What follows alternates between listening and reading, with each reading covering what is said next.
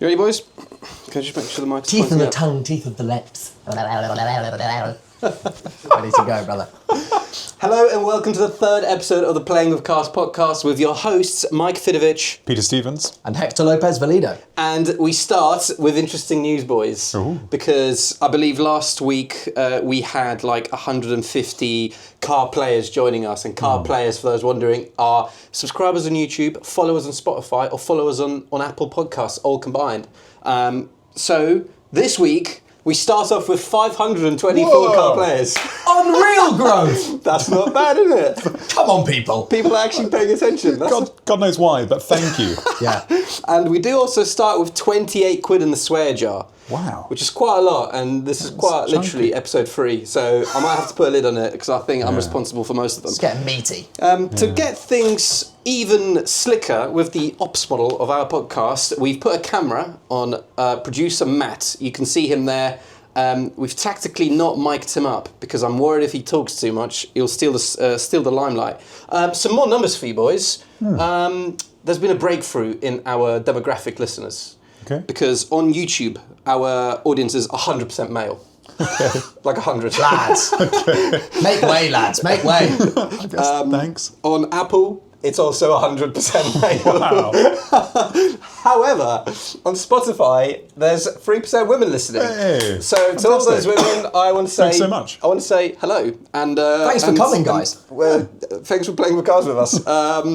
What else have we got? Last episode, we voted on fast estates, or rather, we had 3 fast estates to pick from the classifieds.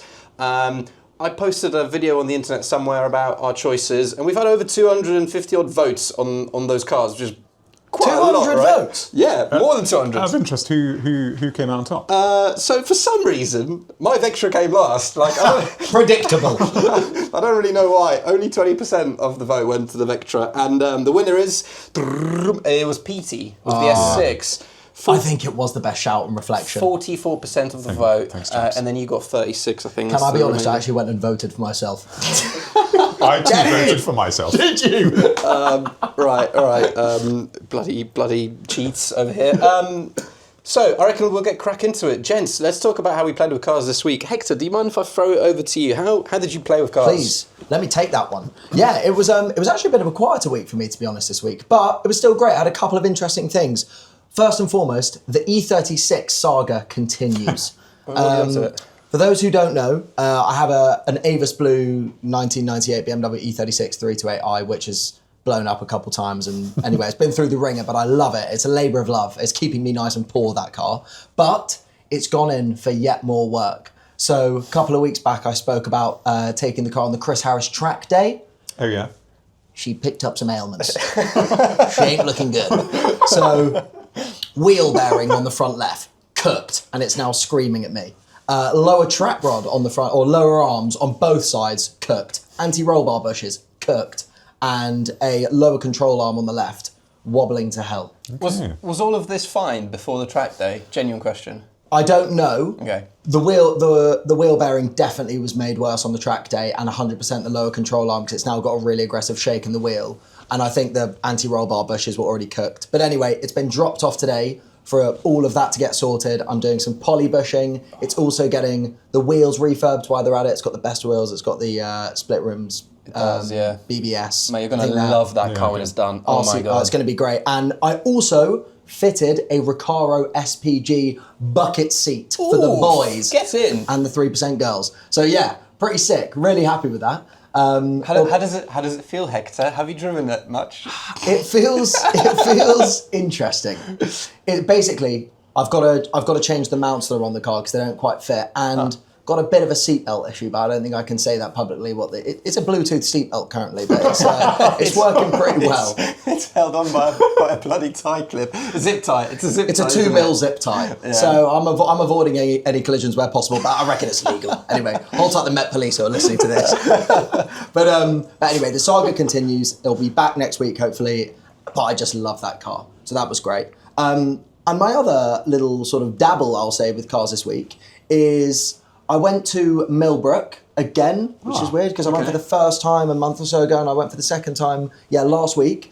Hosted a panel actually with two guys I've never met from the car world before who turned out to be absolute legends, perhaps predictably. So Paul Wallace, who does Supercars of London, Yes. bit of like an OG car spotter. Never met him, but what a hero! Like such a lovely guy. And also Johnny Smith, obviously, great. for like podcaster, ex Fifth Gear host, absolute legend. Like both just top lads. So anyway, we were at Millbrook, and I drove for the first time an old Defender, and What do you make of it? It's crap, isn't it? They're so shit. It's so shit. It's just rubbish cars. But did you like it? So I drove it on the Millbrook off-road like handling circuit, which I think is probably the best place you can drive a Defender. Yeah. Off-road, some pretty rugged terrain. But they are just crap. Like the clutch pedal feels like a brake pedal. Yeah. And the gearbox is like literally paintbrush in a pot of water. You got no idea where you're at. You're just tossing gears left, right and centre. I still don't really get the Defender thing, but I will say it was quite fun to like chug around in off-road. I like you can see all the corners at once. I think it's cool. Oh, they're just rubbish. They're such a funny car because they're such a cult classic. Some people love them and other people just don't get them. I'm in the I don't get it camp, but it was fun to just drive one anyway and just get it under the belt. Yeah. I'm in the it's crap but I love it camp. Yeah. I think that's the best camp to be I'm in the it's crap and I think it's okay camp. I went out in one with our friend Sam Miller, who's a recurring theme on this podcast, but he took me out in get him on at some in like a 60s one, and it was just amazing. But I think it was the Sam Miller sprinkle effect, and to be honest... Did you have the screen down? Yeah. I mean, Series 1 or a Series 2 or something. It was like from the 60s, I don't know what it was, Yeah. bro. Probably a 2 or a 3 then. I think it's all the Depending same. on when. Shit, no, really. Yeah. I mean, look, I'm a big believer in the car is only as cool as the person who drives it. So it goes to show. I think that's probably why I like that car so much. Unless you drive a Boxster when they're all lame. Anyway, No, that's a nice big can of worms. I used to own one, everyone chill out, I can say that. You know what? No, okay, we're gonna move on, let's we're move gonna on. park this topic for another time because we could dictate a whole hour to Boxer talk. We really could. And I'd actually love to do that. That'd be great fun. Heck, is that everything, mate? That was it from me this week. It was a pretty chill week, but it was a good one nonetheless. Yeah, it sounds pretty fun. I'll actually take over next if you don't mind. What did I do this week? So I also had some automotive maintenance malarkey going on. I'm going to just put the swear jar aside for a minute because I think we're going to run out of money. But I own a 98 Porsche 996 Carrera 2, really early car. And for those who've never owned a 911 or specifically a 996, they kind of riddle you with anxiety from the moment that you buy them. It's one of those cars where there's like a million ways for it to die. Now, most people on the internet will tell you the most common things like IMS or bore score. And then that list kind of runs out there. But there's so much more that can go wrong with those fucking engines. And my car's been totally sweet since I bought it. But then after a big old motorway blast, I pulled over and I could hear a noise that I believe I haven't heard before. Oh, it's the worst feeling. It's the worst feeling in the world. It's the worst. And I was like, right, I can't remember if I heard this noise before or if it's new. But I thought, right, I've never had a nice car, let's say, so I thought I'll do it properly, and I booked it in to a mechanic. There's a 996 wizard that we know, and He is a wizard. He is a wizard, and he did that thing where he put what's that doctor attachment called? Stethoscope. He put a stethoscope. Doctor attachment. And he put it to my engine, and he was like, yeah, I think it's this noise here, and I was like, well, I think it's this noise here as well. So I was like, right. Wizard, sort it out, let's get it fixed. So I left the car alone for 3 weeks. During that time, the Wizard replaced the part that made the noise, did a major service, had some other malarkey fixed on it, like a horn, which doesn't work sometimes, which worked the moment I picked it up and then stopped working the moment I drove down the road again. So the horns on those... They are rubbish. It's... So I read on the forum somewhere, not to get too nerdy, but my car's got like a Momo Porsche Cup wheel. And apparently the steering column on those, if you move it up and down, it'll change whether the horn works or not. And loads of people have had this issue, so I think my steering wheel column is just in the wrong spot. I haven't. It's a good thing to remember to adjust your steering before column you when you beep horn. someone. Anyway, helps. Yeah. So, but long story short, he replaced the part we thought was broken, and he turns it on and he goes, "Yeah, no, it sounds sweet. It sounds great." So I'm like, hey, happy fucking days, Come right? on. I fixed my annoying noise, and I go and pick it up, and I turn it on, and the noise is still there. Oh. So, but It's definitely always been there. That's the thing. So the wizard told me that the engine is sweet. What is the noise? Sorry, is it a ticking? It's a ticking. Now, Literally every 996 makes a ticking They do noise. sound agricultural on idle. They sound like a tractor. Yeah, they really do. yeah, it's painful because I like nice things that work nowadays, especially. Like maybe Well, when I was a the bit wrong car, younger. Yeah, you're right. That's basically what I found out. And there was actually a lovely evening where I went for a pizza with you, PT. Was it a pizza? We went to an Italian place to get some food, some dinner. And you brought your 996 along. Yeah. And you were like, Mike, let me turn mine on so you can see if it sounds the same. Oh, yeah. And it sounds exactly the fucking same as mine. So I think what happened to me is I had a case of like new car paranoia in a way, where I have a sneaky suspicion this noise, which I call a ticking, but I don't think it's a ticking anymore. I think it's just the engine. Yeah. So I think that the noise that I maybe was blind to when I first bought it, I realised, because it was literally like a 3-hour stint to get to your missus's family do, and I turned it off and I could still fucking hear the engine because it was a bit drony, and I was like, oh shit, it's ticking.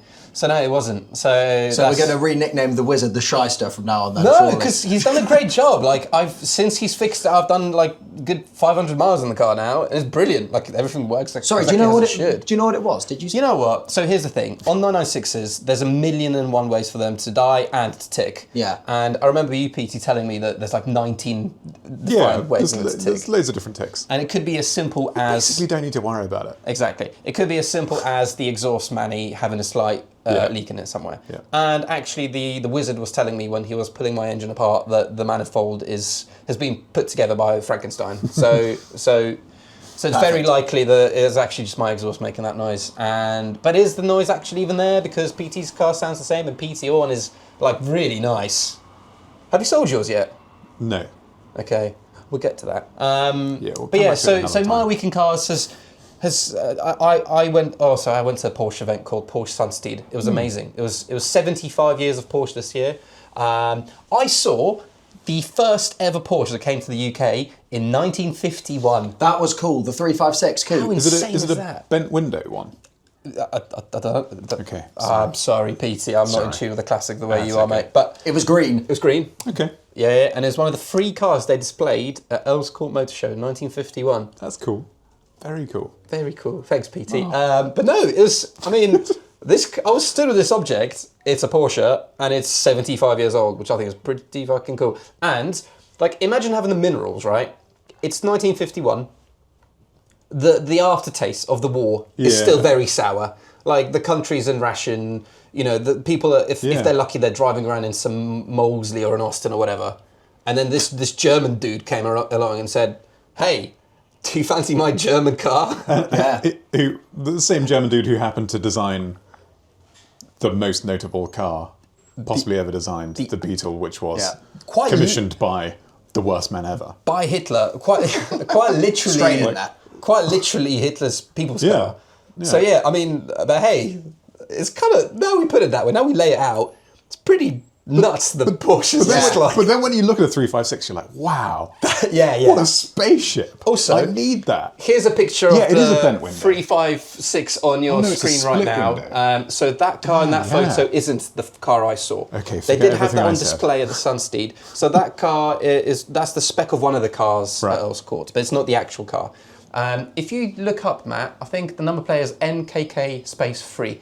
And it's a kind of pastely green. great- Is it I presume it's a Porsche Heritage Fleet car as opposed to a customer. It's a it's just That's owned so by cool. a bloke. It's a private Or a lady. private owner car. Yeah, Oh, a guy called Nick. sick! A guy called Nick. I think I can't quite remember his Shout full out name. Nick. Yeah, Hold tight, how Nick. cool is that? And I think this I might be getting confused with another car I saw, but if I'm not mistaken, that original Earls Court 356 Nick is the 3rd owner in Wow. 75 years, which is really cool. They do get under your skin. They really do, man. 356 people are really, they're like way sicker and more enthusiastic than 999 people. But here's a nuts thing about the 356K. It came out in 1948, Yeah. 20 years before the E-Type. Yeah, wow. Or is it 10 years? E-Type came out in 61. 61. 15, over 10 years before the E-Type. Okay? 10 plus years. Which is pretty nuts, because I feel like that car doesn't look much older than the E-Type at all. No, they're all here we got that go. pebble sort PT of anyway, PT just loves this cross to take things past black and white television era. Mike, I wanted to ask, because I saw it was there, was the barn find cars that they had? Because that looked cool as fuck. Shit the bed. Yeah, so here's the thing. So the event happened at Silverstone, great place. And Porsche have like an experience centre there, which means you can go and pay loads of money and you can rag about a Porsche around Silverstone, which is kind of cool. And they let you rag anything depending on how deep your wallet is, including like GT3 RSs. Thank the Lord you said a car. I thought that was going to go anywhere. Anyway, carry on, sorry. Right. Mate, you're going to go into sin bin soon. Yeah. Sorry, that was That's just... He just teed me up there. I don't know what I was going. I don't know where that was going, but Point in the swear. Yeah. Really? Yeah. because you're at Silverstone and you have all these GT3 RSs or whatever that you can drive around track. Obviously, at some point, one of these GT3R engines is just going to pop because they do just pop. I think every Porsche ever pops at some point, especially like the track cars. It's not a Porsche thing though. Like No, it's not. every car, if you smash it right. on a track for years, it's going you're right. to go bang eventually. Yeah, we have to excuse Porsche here. It's any, usually performance German cars, Yeah. they Yeah. all pop. Any track experience car, I think is Yeah, what we're trying to say, yeah, is yeah. going to pop. Yeah. So they I think they had like 4 GT3 RSs there, 997 gen, that popped, and they decided to turn it into an exhibition.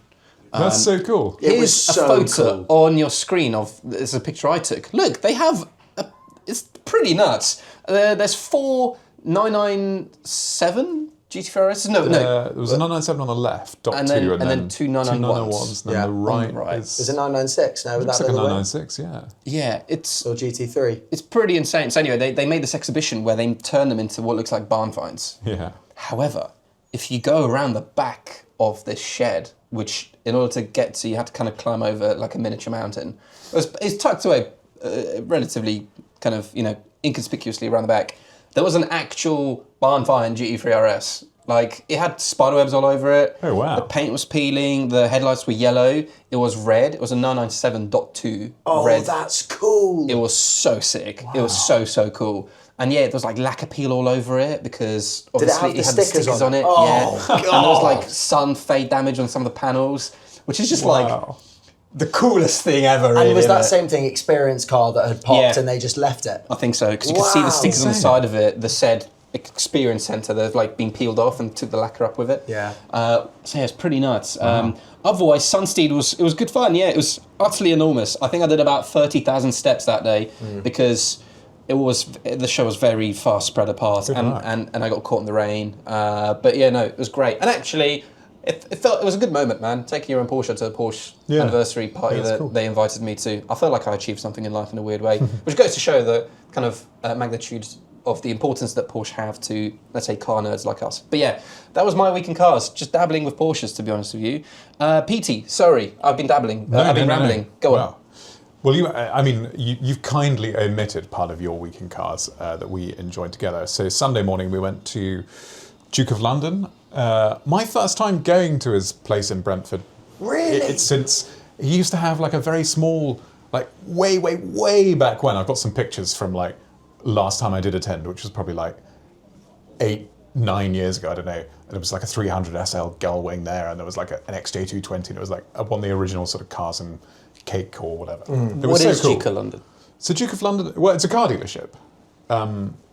And also a new, I guess his location in Brentford is kind of feels like I'm in a 70s airport lounge in like Charles de Gaulle, and like some design boffin has been involved with making it really cool, and like it's just a very cool space. It's very cool. Very Shout cool. out Merlin. It's Like, sick. what a mega space. Like, serious props to Merlin, like, for what he's achieved there. Like, it's really cool. But it's more than just a car dealership now, I'd say. Yeah, and they do events, and they, like, Well, it's a proper sort of thing. I'm not sure he'd want me to label him as this, but he's part of that new wave of like kind of Instagram car traders that have built a community hub around his Yeah. business. Absolutely.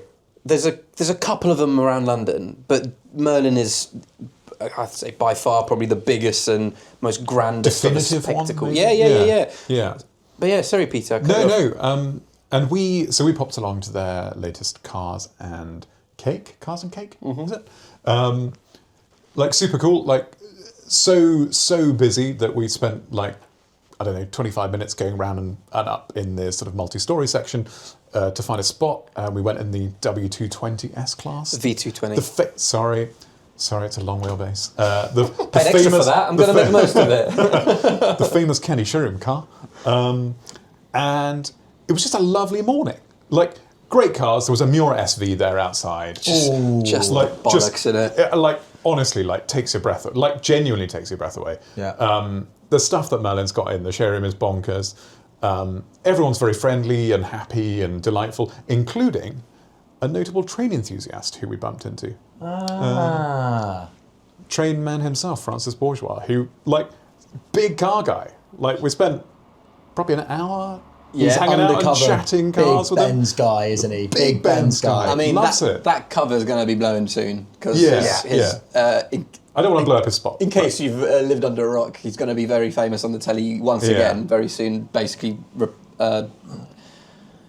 carrying on the work that the Three Wise Men have. But yeah, go on, Pete, you were saying he's a big Benz guy. Like, big Benz guy, but also super, like, actually, weirdly, I have sort of met him before when my other half and I were on this train platform and she wanted a picture with him. It was a fan photo op. So funny. I love it. Photo op. So I met him for like 3 seconds before, but super nice guy. And like, I couldn't have had a better morning just hanging out and chatting cars with him.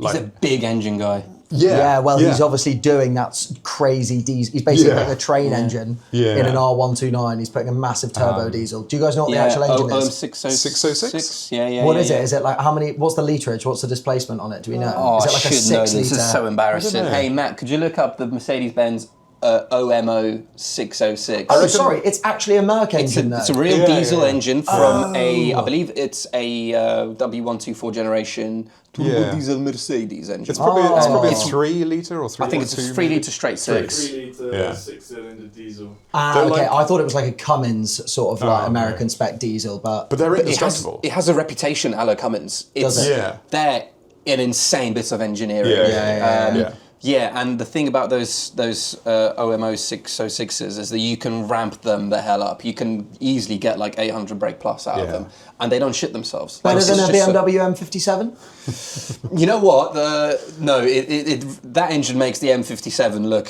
really? like a lawnmower engine. Genuinely, yeah. It's a really, really impressive engine. Oh wow, that's cool. Diesel engine. There's some great videos of people like coal rolling with them on YouTube with like 700 bhp. Now, smoke pouring out the back of a G-Wagon. It's great. Yeah, I'm not really a big diesel engine guy because I'm not into the smoking and the diesel roll coaling and the stench of it, to be honest with you. Sort of smell like you're like tipping your recycled bottles into... It's rubbish. And so actually him putting that engine in a convertible SL...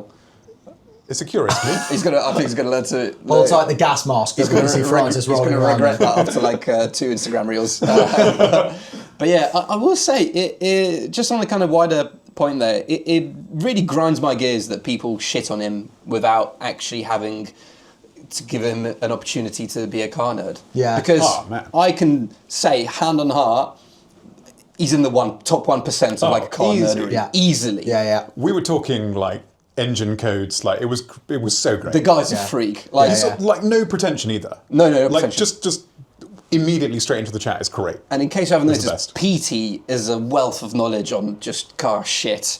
Like I struggle to keep up. So seeing you and Francis going at it, it's like that picture of Ronaldo and Messi playing chess on the plane. Like I felt like I was spectating. Well, I mean, we should also chat, like another friend of ours, Andy was with us, and he is a complete freak of nature as far as and he's owned all these freaky cars as well. Like we just had the best time. It was great. I love that. Just chassis code sparring with the boys. Honestly, giving it it's a high unlike others. Yeah. But yeah, speaking of grinding gears, it kind of got us thinking about the wider topic of automotive Icks. Because what a segue! Because that was so seamless, brother. Because there's quite a lot of automotive Icks out there, and Hector, I know for a fact that you probably have some gems lined up, mate. Do you care to take it away? Let's get into this, boys. Now, I didn't want to go to the predictable route because I think automotive Icks for a lot of people are just grim modifications that people put on cars, and I didn't want to just do a list of 50 things, like chameleon wrap bin. Skull dust caps, bin. Eyelashes on a second-gen VW Beetle, bin. All of that Shiza Manelli. I don't want to talk about that. But there is one that I cannot look past. Okay. And it's such an ick that to the point of, if I'm looking at a car for sale and it is a Minter, like perfect service history, great mileage, not too many owners, whatever. Not that I ever buy cars that are in that condition, for the record. They're always absolute sheds. But if a car looks great and then bang, it's got this accessory, I'm not even going near it. And even the other day at a track day I went to, there was a beautiful brand new Cayman GT4 RS, perfect spec. Amazing. And the geezer had adorned it with one of these, and I wanted to tip him in the jaw.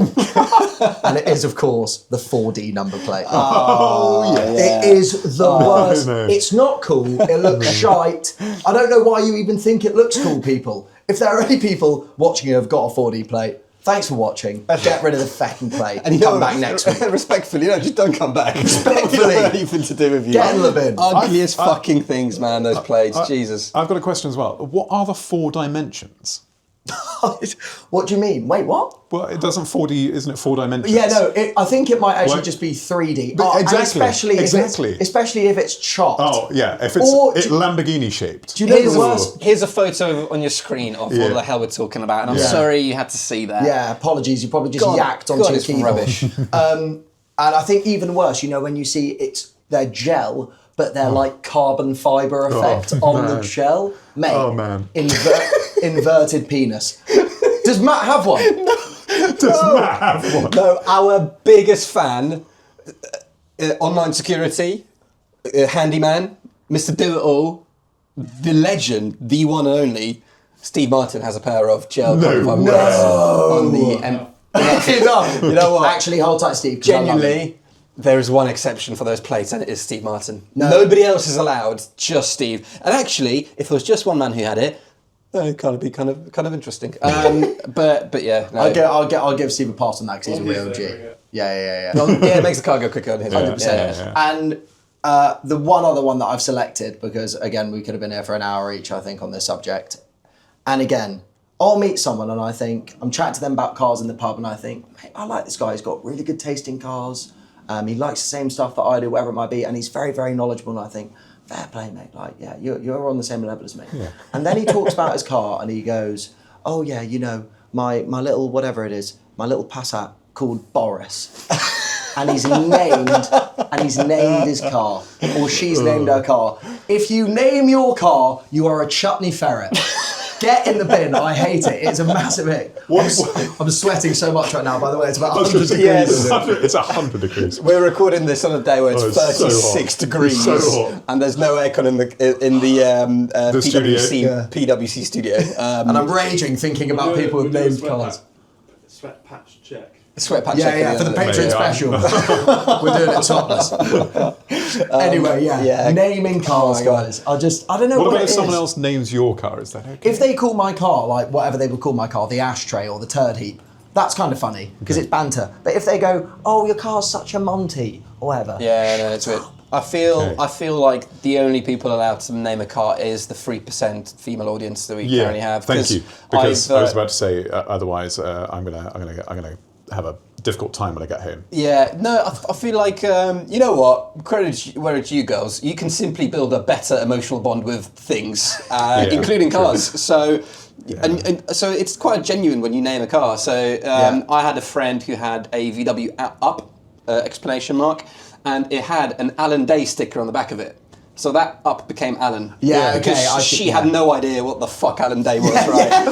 And it was so cute, and it was charming, and it made me think, oh, this is great. But when you have someone who calls their car, like, I don't know, Alex, and it's a Mazda, it's like, what are you doing, it's normally man? the names that they think are really cute, like, it's called Trevor or something, or like Margaret. No, but just to be clear, a lot of them. It's also just it's just human names. I think if you call your car like, I don't know, Blue Thunder, for example, that was the name of my girlfriend's first car. Blue Ford K was called Blue Thunder. That's quite funny. I can get behind that. It's a bit of a nickname. But human names, no thank you, my friend. Goodbye.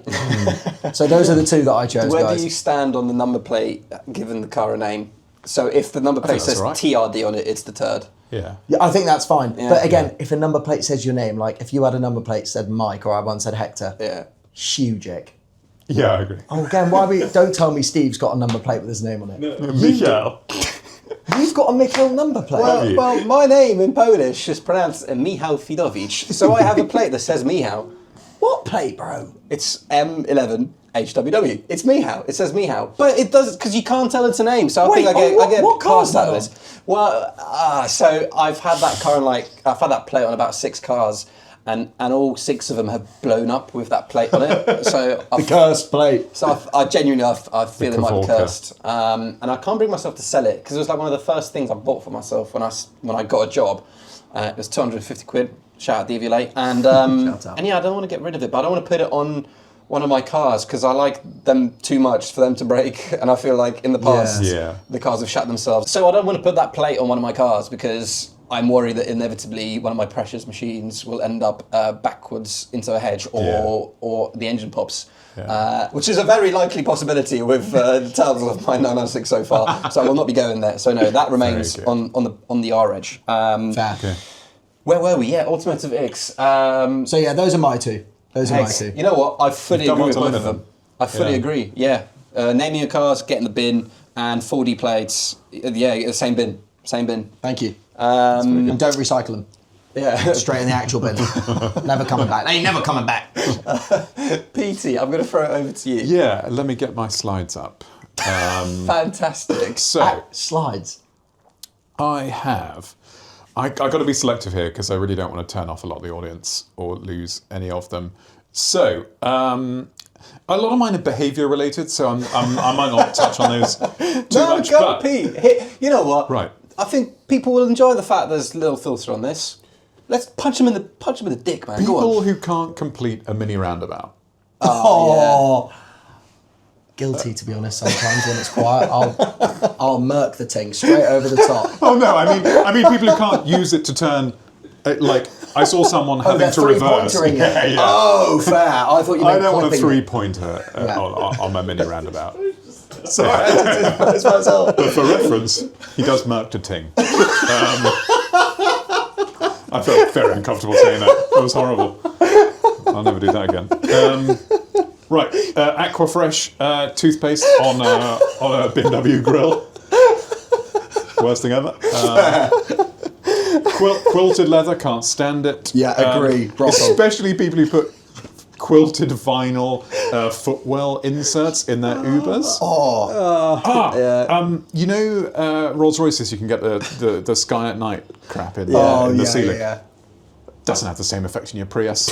Well, it's usually a BMW I'm afraid. 3 Series. Or a It's 3 usually Series. an F chassis. Can I just say, what BT's doing right now is just peppering Uber drivers. You know what? Free water, love it. Yeah. Right.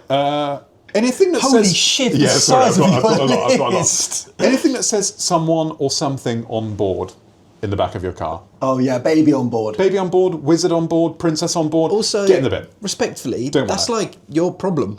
Exactly.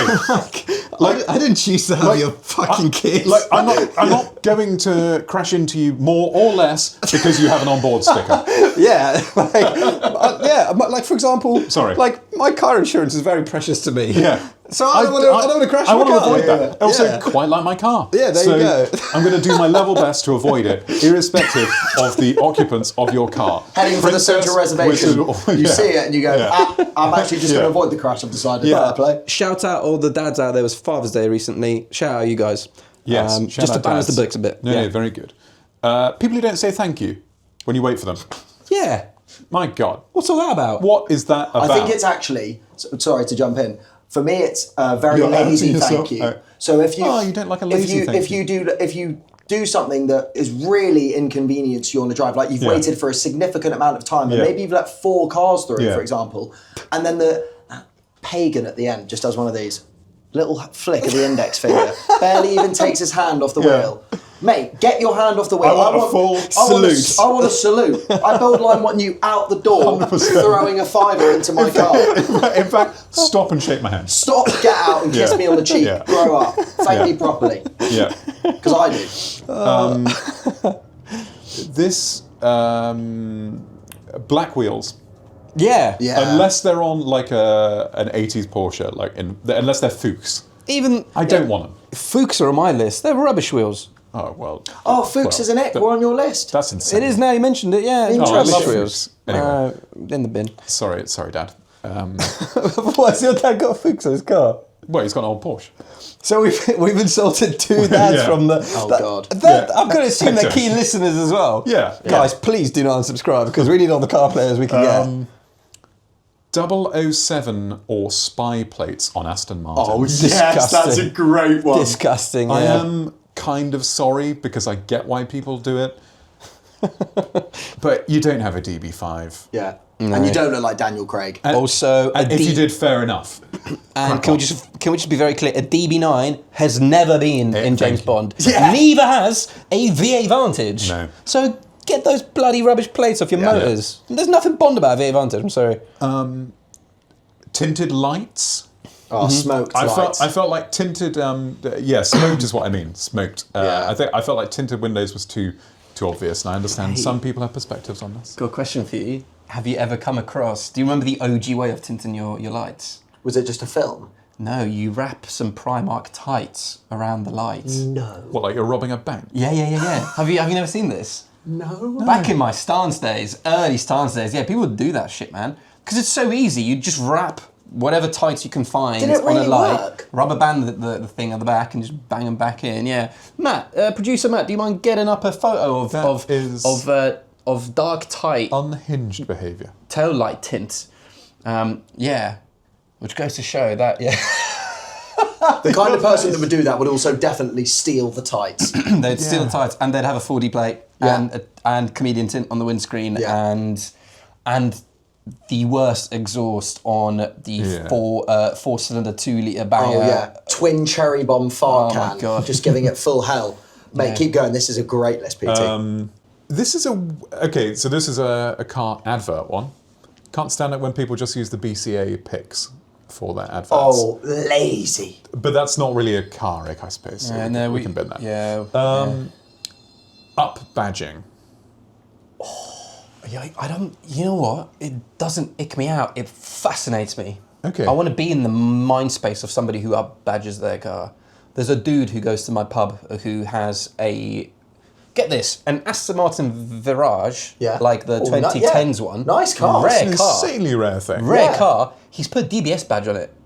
But that's the Virage is actually cooler than a Cooler. TBS. Way cool. Arguably, yeah. What a strange thing to do. Like, I want to be in his fucking head for just for like 5 minutes, no more. I think that's a mistake, to be honest. Surely he's done Yeah. that by accident. Well, but yeah. Strange thing to do. Yeah. But can't you say that about anyone? Like, how strange is it to put an M3 badge on a 318? Just sorry on this topic. There's quite a famous E92 that smokes around West London, sort of like off the King's Road. Do you know the car I'm talking about? It's an M6. It's an M6. Oh no, sorry, I'm blue not talking convertible about. No, not that car. We talk about that. This one is an E92. Not even an M3. It's just like a 325i, and it has E46 M3 wheels on it. So it's got previous gen, up badged. It is heinous. Yeah. You've actually reminded me of another one I didn't write down. And this is a very specific one. Forward dating wheels. If you're putting wheels on your car from the next gen of your car, you're unhinged. Yeah. But if you're maybe previous gen, yours is an exception there though. But sometimes I will accept you taking wheels from the previous gen car and putting them on. I don't mind older wheels You don't mind an older wheel on a newer car. But newer wheels on yeah, I hear that. It's can't kind do of a that. hark back to the past. Can't It's a do bit it. more acceptable. Yeah. Mate, Petey, what a comprehensive list. Yeah, I mean, I've got more, but I should stop for the interest of the listeners You and know our what? engagement. Maybe we can unpack this in a Patreon special later down the line because Yeah. I feel like this is an interesting topic. If you don't mind, I'm going to just quickly mention some of mine. Yeah, Please, yeah. But you please. guys have done a great job. I mean, I echo basically everything that's already been said. But I've got not an equally chunky list, but there's a few things there. Firstly, okay, this one's going to put me on people's like questionable list, but it icks me out when people hate EVs as a whole because like no, you don't hate EVs. You hate the car that happens to be an EV. Like if a Kia Niro suddenly had a petrol engine, it would still be a fucking boring car. Yeah. So I think just hating EVs as a blanket thing is very lazy, and you've Yeah, probably yeah. not tried You're right. enough of them because there's definitely some good ones out there. The RAC, because one time they spent 3 days recovering me. The word ick, I actually don't like the word ick, because I feel it's quite a lazy word.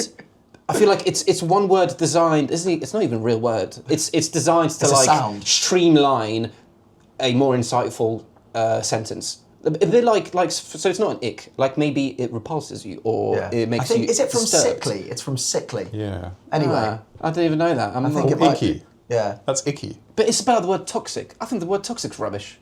What? Some chemicals can be toxic, but not a person. I quite like the word toxic. No, but a person can be Anyway. manipulative. Anyway, sorry. Shout out Brittany. People who drive below the speed limit. I've got somewhere to be usually. If I you know what people say? Oh, don't you just love going I can confirm that doesn't actually ick my out. It enrages him. But it's like, oh, Yeah, that's not an ick. a lovely Sunday drive. It's like, yeah, but like I don't just respectfully. I don't really just drive for the sake of driving. I have somewhere to be usually if I'm in a car, and which means if you're doing 35 in a national. Oh, I agree. That's what are you doing? That's order. What else we got? Grown adult men who do not like cars. I think that's okay. I I'm fine with that. I think Fair it's enough. fine. What? It's like the second biggest purchase you'll ever do in your life. Yeah. After No, your no, home. but not like like- not caring or like Not caring, different. Okay, yeah. People who don't care about cars, I find mental. You're catching me on the terminology. Yeah. Let's replace the word like with care. It's much more appropriate for the thing I'm about to say. But there's like blokes out there who have all they're proper blokes, and then they get into like just some like a car that I don't even know the name of the car. It's like, how do you have all these other Chinese things? merger MG. And Yeah, it's like why would you do that if you like all this other manly stuff? I don't know. It's I think we can extend that to everyone, to be honest. Like people who don't take an interest in things, but sort of, it's like that. Have you seen The Devil Wears Prada? No. The OG one. The OG one. Yeah. I've heard it's good. When Anne Hathaway's character, Andy, can't remember her second name, does the she sort of makes a slight sniff at them talking about a specific colour, which is cerulean blue, and essentially Meryl Streep's character spends about 5 minutes explaining to her why her snivelly sort of in a derogatory way was stupid. And it's very good because she's like, the people in this room designed the exact thing that you're kind of making out to be stupid. And it's like, it was a very good way. I've done a terrible job of explaining it. I think what PT's doing there is calling me an idiot, which is fair enough. No. I'm saying your exact thing. Like, you should remember that absolutely everything you see and touch has been designed and There's thought thought about. behind it. So for you to be so So nonchalant, dismissive is not right. I'm with you, PT. Just appreciate it. I like that. Cut my other Especially waffle webs. out. Come on, especially webs. As you say, huge purchase. Which links to my next one. Ugly cars. I'm sorry. There's absolutely no reason for a car to be ugly because pretty ones exist. And it's not like you don't have a choice. You very much do have a choice what you buy. Like it's quite literally you're going to buy. Guys, I will say though, the ugly car thing. We actually talk about design on this podcast quite a bit. I think I know we're only a few apps in, but we chat about it quite a lot. But I will say that for the masses, I think people's taste in cars these days is like so shocking compared to what it used to be. People used to really buy cars based on looks and like aesthetic and appreciate design. Yeah. I think nowadays everything is so androgynous, or a lot of stuff is very androgynous. I just don't think people give a shit. It's sad. Look, if everyone had good taste, we wouldn't have trendy people. Interestingly, which would be a shame. That's true. So I agree mainly with your point, but I actually don't mind ugly cars because they're interesting. Ugly cars. I cannot stand bland cars. You see, this is why The I Mitsubishi need Charisma, a sub-editor for in my life example, because I is say foul. things which and you're just so right. Yeah. You are right, because something like a Fiat Multipla, clapped, but sick. So cool. Yeah. Oh, I don't know if I should keep going with my Icks then because they're very No, hit us with a couple more. divisive. Couple more. Okay, next one: parking attendants. Agree. Delivery drivers, Uber drivers, moped riders. This is just people. Uncool people that own cool cars. Give that back. Give it to somebody who's cool. Because, like, I know too many weirdos who have a nice car. I'm like, you're ruining this car for me.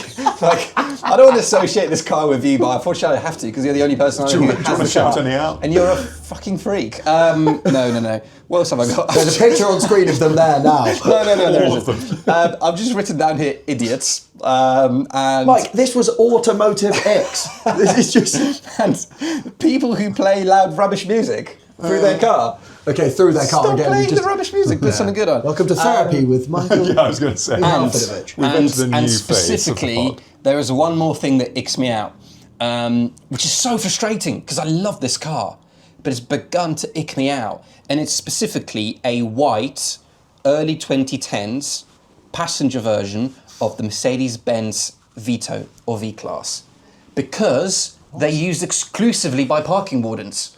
The V114 CDI is only driven by parking wardens. You see them pull up on our high street out here, Matt. I know you've seen these fellas. They pull up and they give people like me tickets because, for whatever reason. I do collect there it tickets. is. It is exactly that fucking van. It's giving me the ick, and I like it. Which kind of neatly segues into our next point of conversation because we just very briefly want to touch on Mercedes-Benz. Yeah. Because a new one's come out. It is the GLS, Mercedes-Benz GLS 63. Here's a photo of it up on your screen now. And in the three of us, we were kind of chatting in our group chat and we were saying, basically, what the hell has happened here? Yeah. Petey, I see you're just... I'm just scrambling through my notes. You're reaching for your notes. Any thoughts on Mercedes-Benz and this car? So this car specifically, no. Okay. I'm not going to lie, lads, I didn't actually know they were making a new GLS. I can imagine before producer Matt turns the laptop around and shows us what it looks like, I can well imagine what it... Yep, that's exactly what I imagine. So here's my thing. Companies, right, are a manifestation of ideas, dreams, passions, no matter what you do, whether you're making Cornish pasties or whether you're making cars, whether you're making shoes, I don't know, or providing some sort of professional service or legal advice, whatever it is. But some ideas are better than others, and some come at the right time, some don't come at the right time and aren't appreciated in their sort of at the time that they come out. But people, it's always people behind these things. And I think we have to remember that. So Mercedes, as a company, has had some pretty important people involved with it. From the outset of, like, let's not forget, Mercedes-Benz, like, half of that name, they invented the car, in essence, right? Like, we can argue about that. Thanks for that, by the way. That's very handy to invent the car. We're not going to that, but they're kind of why we're here today, which is pretty amazing. Mm-hmm. I mean, not why we're here, like, that's biology, but why we are here. So, it's pretty hard to distill 140 years worth. Oh, yeah, that is upsetting. There's a picture of it. We're looking at the new GLS. It looks actually worse than the last one. Yeah. It does look worse. Yeah. I mean, does look worse, Like I yeah. should be surprised by that, but anyway. It's very bland, Yeah. but big, and I don't like, Can they stop doing this triangle thing in the triangle lights? thing Sorry. really bugs me, Stop yeah. it, guys. It's Yeah. crap. But that kind of begs the point of this agenda item, which is just questions like the Mercedes problem. So, PT, go on. So I was going to say, it's really hard to distill 140 years of history into 3 or 4 paragraphs, and for any of you to still be listening. So I'm not going to do that, but I will write a 17-volume book Believe about me, this. he really wants to. really want to. He wants to. But the point is, there are some really important people involved in Mercedes from the very outset. Before it was called Mercedes-Benz, and you had Daimler, and you had Benz, and you had these really important people. Ferdinand Porsche comes into the Mercedes history as well. He designed the SSK, which is this amazing pre-war sports car, blah, blah, blah, blah. Anyway, Maybach, who we'll come on to later in another separate episode. This is a company that, because of its storied past, has been obsessed with its own history. Like, it knows it is in charge of the history of the motor car, and it respects that and understands that. And I feel like you can see that. Like, if you go to Brooklands in the UK and Surrey, right, they built basically a huge showroom that's also a museum full of some of their most amazing cars that you can wander around for free, and they've got a test track, and you can do experience things, and it's the most amazing way of instilling the passion for that brand, that company, the hobby, everything that is great about this. you can do there. And Mercedes is the most, like, it has the longest history of any car company, right? Because it invented the whole genre. So, and they have an amazing museum in Stuttgart, and they're just so cool. But where am I going with this? They have lost their way. And I would say we've had we've had peaks and troughs. The 50s were incredible. The 20s were incredible for Mercedes. Obviously, Second World War was a tricky time, like for lots of companies involved. Everyone. Like I don't, and I'm sorry when I say tricky time, I'm not playing down the significance of the Second World War. Obviously, like a horrendous time, but I more mean from a kind of like, how do we view that legacy of that company for that time? But they made some remarkable vehicles throughout their history. We've had some incredible designers like the likes of Paul Brack, who like designed all of those incredible cars coming out of the 60s. The W108, the 111, the Pagoda, etc., etc. Then we've got Bruno Sacco, who is possibly the goatiest of all the goat. Exactly. That's how he spoke, because he was that much of a goat. As far as car designers go, like defined car design in many respects because of the way he approached it. And he happened to work for Mercedes and made them into the most, like, the definitive car manufacturer. I agree, yeah. And then they had the merger with Chrysler. And I'm going to say that was the first point at which you felt like Mercedes was beginning to lose its crown. Because it's always operated at slightly like, if BMW is here and Audi was here and then sometimes Audi's here, BMW I'd say is the most consistent manufacturer out of the big three Germans. Audi kind of fluctuates and has definitely been on a rich vein of form, certainly in the noughties. But Mercedes, we've seen, they were kind of the kings, 5-10%, always higher than everyone else. But I think certainly post global financial crisis as well, they had a tough time.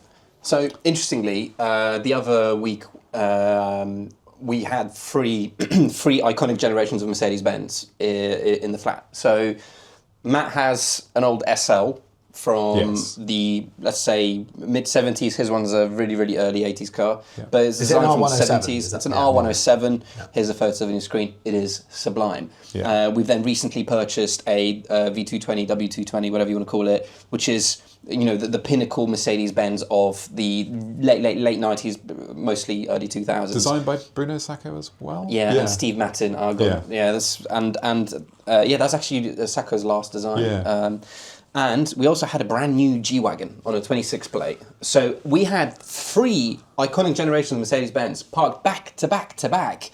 And it was fascinating to me to see the progression in just product quality alone. Because design, like you said, Hank, we talk about it a lot, but it is mostly subjective, how you feel about the way an object looks. But something that you cannot argue is the quality of the product and the way it's been designed. And it was fascinating to see, unfortunately, in my opinion, the slow but significant decline in product quality from the eras. So it's without a doubt, Matthew's R107 was by far the best built Mercedes in that trio. Yeah. And that car represented arguably peak Mercedes in the late 70s. It's an aspirational car still to this day. The S-Class was supposed to be that. You open the owner's manual of the W220 and quite literally on the first page it says, "Congratulations on purchasing the greatest car ever made." Oh, does it? Which is such a ballsy thing to do. Yeah. And I'm sorry, the quality alone in terms of material quality, product finish, design again subjective, it's simply lower than Matt's 70s Mercedes. And then we had the G-Wagon come in.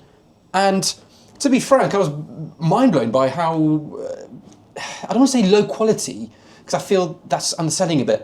It wasn't a Mercedes quality. What was that? It's like Mercedes Qualitats. It was like their thing in the 80s, right? Yeah. You didn't get that. Like the bits of leather, the leather wrap around the instrument cluster. Like you can grab it. And you see that video of the Polish journalist grabbing a BYD steering wheel, shaking it, and it rips off. Yeah. To be frank, I could have done that with that G-Wagon dashboard. Yeah. And I was thinking, hold on a minute, this is the G-Wagon.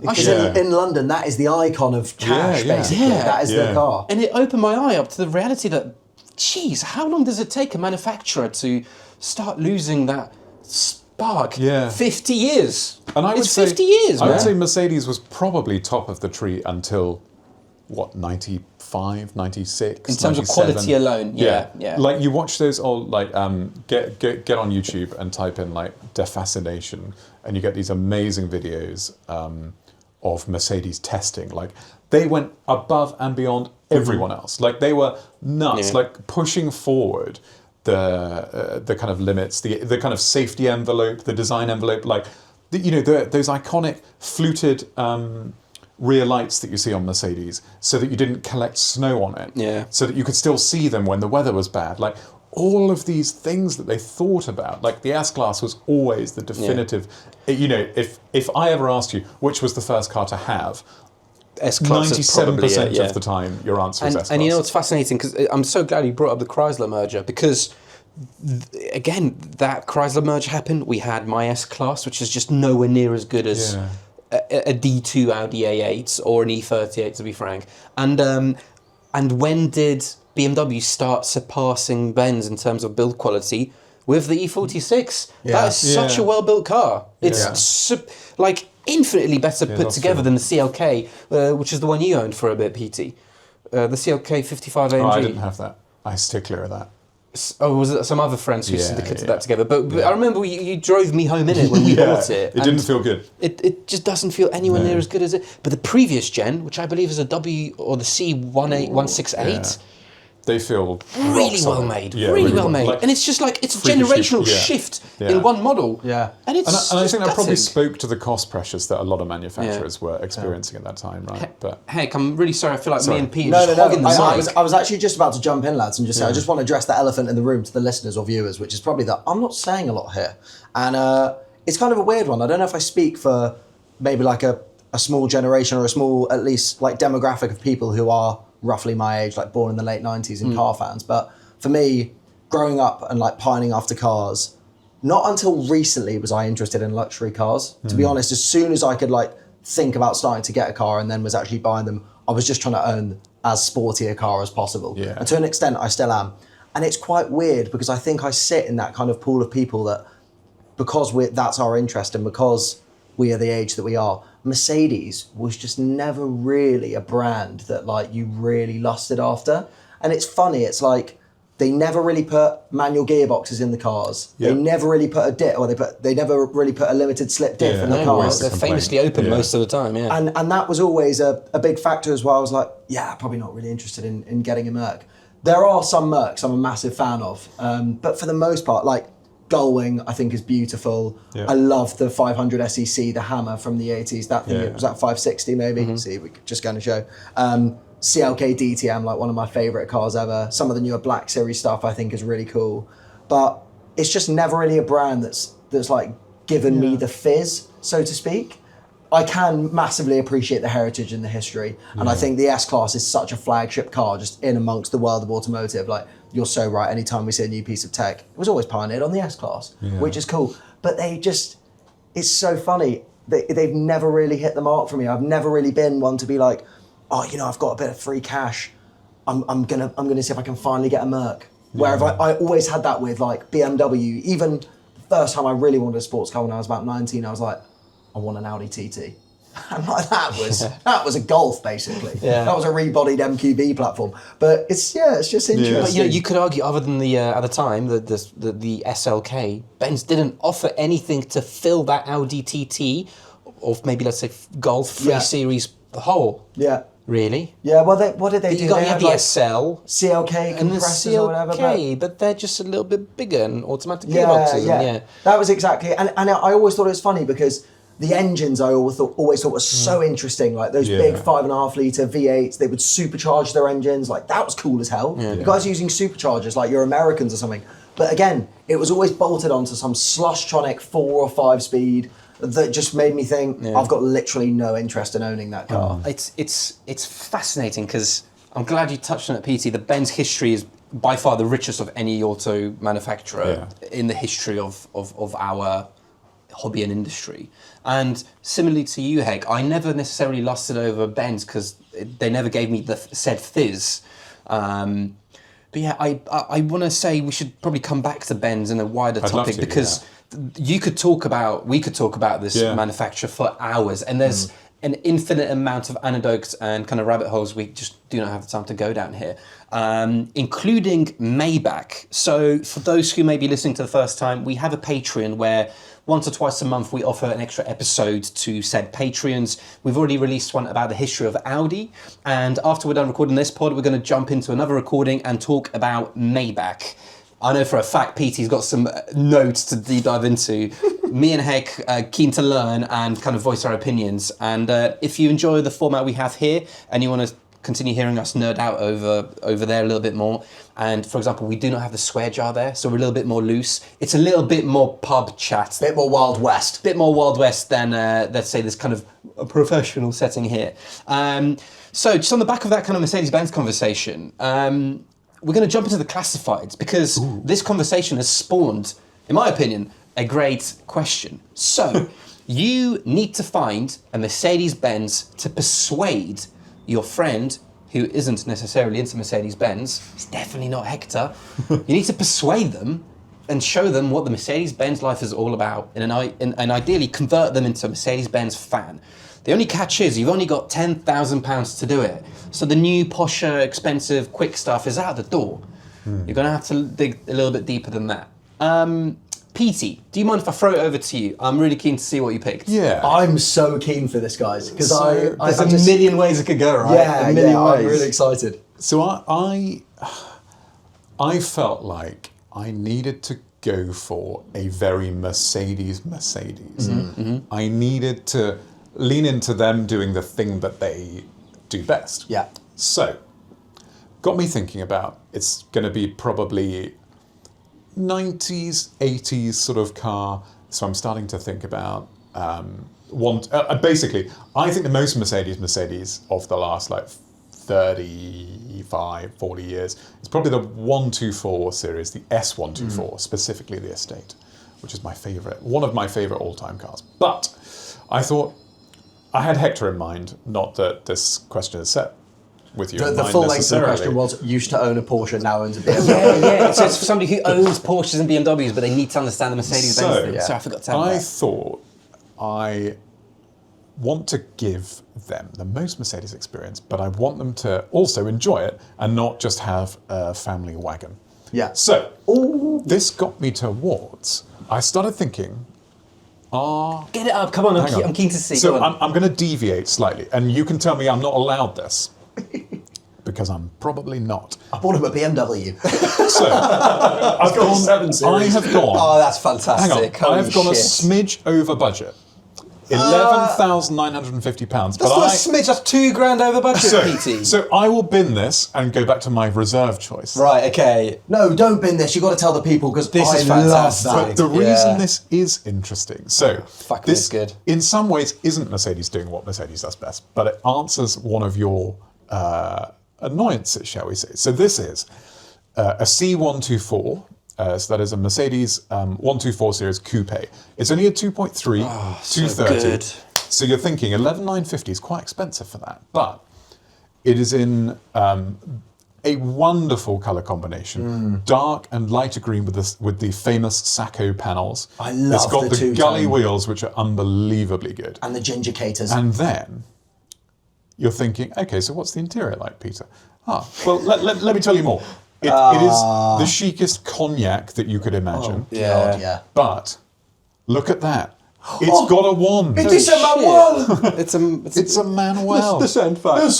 Guys, It's got the send factor. Are the manuals gash? I'd have no idea. I don't know Are Merc manuals rubbish?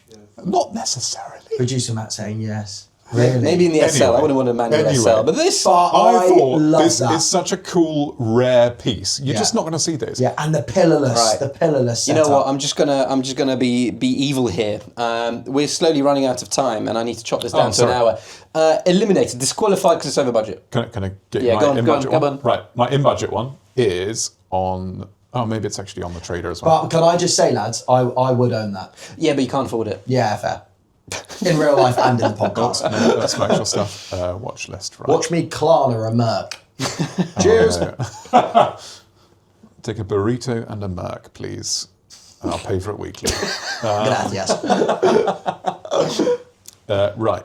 So I have gone for probably the brilliant. archetypal Mercedes, which is the 500 SL. The SL is the flagship sports car. That's not 10 sports grand, car. is it? This is £9,995, and it is. 400,000 miles. How many miles does Look. it have? That's beautiful. I cannot load the pictures, but It's beautiful. trust me, it's lovely. Look at that. That is fabulous. H-Reg, it's a 500. Two-tone. R129, ginger caters, How two-tone. good is that? Fantastic. Cream leather. Yeah, that is gorgeous. And I thought, you're going to be able to get out into the countryside. You can even take mates. Can I say I've just been offered one of these, but in green two-tone for £7,000, and it's in South Wales, and I'm going on Friday. Wow, so you might be doing it. Fantastic news. I'm going there for a couple of reasons, but I'm going to have a. Is it strong look 500 at this. or No, it's a 320. Still a good. But it's also significantly cheaper than this. Right, PT, great choices. Thanks. Eliminating the blatantly cheating one, bro. You went like 20% over budget. That's not even close. Hector, So this- I'm very curious to see what you'd get yourself.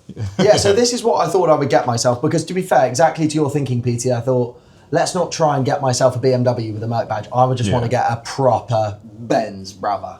Yeah. So, I wanted big four-door tings rolling around. I wanted monoblocks. Love it. That's So- fucking That's amazing. great. I found So good. So a good. 2000 Mercedes, I've got to read this because I have no idea what it is. Mercedes E-Class W210, but I know E55 and AMG are good letters to have on your, That's so sick. on your boot lid. So this is, 136,000 miles, 5.5 litre V8. It's big, it's silver, it's on the right wheels, and it is 8,995. So I can spend £1,000 turning those headlights from piss yellow to crystal clear because they are looking clapped. But I think, to me, that's a Merc. I love this era of car just Yeah, in that's general. I love the monoblocks. Yeah. Hey Samir, Bruno Sacco did that too. Bruno Sacco did that. Yeah, that's an actual proper Sacco car. That's probably great. one of my favourite Benzes of all time. I'm a big M5 guy, so by default, I like that E55. E-Class is a funny car. I don't know much about them. Maybe we can unpack that in the Patreon. But Yeah. the E-Class in general, I just like. Fantastic car. it's lovely. Yeah. So good. Oh yeah, Matt's proper got a hearse. wagon up on the screen, yeah, brilliant. Yeah. And it's got that fabulous engine. Can't remember the code of it. 113? I think so, yeah. Very robust. Gentlemen, good choices. I'm not going to pretend that I've picked something amazing, because I think you guys have knocked it out of the park. But I did think that 10 grand is far too much money. Oh, he's done it he's done again. it So I thought I'd halve it. What's he done? They don't have it And then I thought, 5 grand, I've never paid 5 grand for a BMW. I've usually paid about £2,000 for a BMW. So I thought, we'll fucking halve it again. And I found this. Such a weird way of trying to win these. It is £2,550, so nearly half of a half. Gentlemen, I present to you a brown Oh, that's good. S-Class. What the hell? Oh, This I've seen this is- car. This is nuts. PT, help me out. What code is this? That's a W126. I found a W126 That's for unbelievable. £2.5 grand. How have you done that? You know what? I thought this is Mookie, but actually it turns out this is an eye-catching classic with little work needed in order to restore her back to the original Mayfair condition. It's a Mercedes Mayfair car. Whoa. Little more than, like, Whoa. Okay, just before you get my too dad carried had away. one of these and it was a... Before you get too carried away, it has an MOT. Which means it's taxable. It runs, it drives, everything works. 135,000 miles on the clock, and Is it it is brown. 300? It's a 300, yeah. I know what that means. Yeah, no, it's Good got a engine. 3 litre straight Look, six. They sound it great. even has the dealer reg on it. Boom, Nate, boom. It's No, dribbling Have you brown. seen how he's just zoomed in and it's diarrheaing out of the grill? Zoom out, brother. Spilt its soup. Yeah, okay. Look, you get what you pay for, and the arches might be a little bit crusty. Bluetooth arches. Yeah, they might be connected on the hopes and dreams, but lads, it's a brown S No, class. you know what, Mike? I can appreciate it because that is something I would buy. There you go. It doesn't even have leather seats and it's an S-Class. Get in. There you go. There's such great seats And there. on that They look note, awesome. I'm going to say thank you so much for listening, guys. If you've enjoyed, feel free to become a car player by hitting a... Ooh, Wait. Matthew's question got his from hand Matt. up. Another question. Can we get an update on the Espas? Oh! No, Please give up. no updates. No Espas update! updates. Sorry, Oh, not sorry. again! Has it moved? No, I'm unaware of its progress. Great question, Matt. Yeah, Good question. maybe we'll come back to this past next Yeah, week. yeah. If you've enjoyed, feel free to press subscribe or follow on your chosen streaming platform. Thanks so much for listening. With your host, Mike Fidovich. Peter Stevens. Hector Lopez Valido. Yeah. Also, just before we go, we've had our first ever Patreon subscriber. Come on! An on brand. His name is Ben's. So thank you, Ben's. We see That's you. jolly kind. Oh, So mate, kind what a of you. guy. We love you, brother. And Ben's will be enjoying a half-hour Patreon special on Maybach, which we're going to record now. We're full of spirit. I reckon it's going to be a good one. Yeah, keep playing with cars. Keep enjoying cars. It's a good day to be a car player. See you next week. Ciao. Ciao.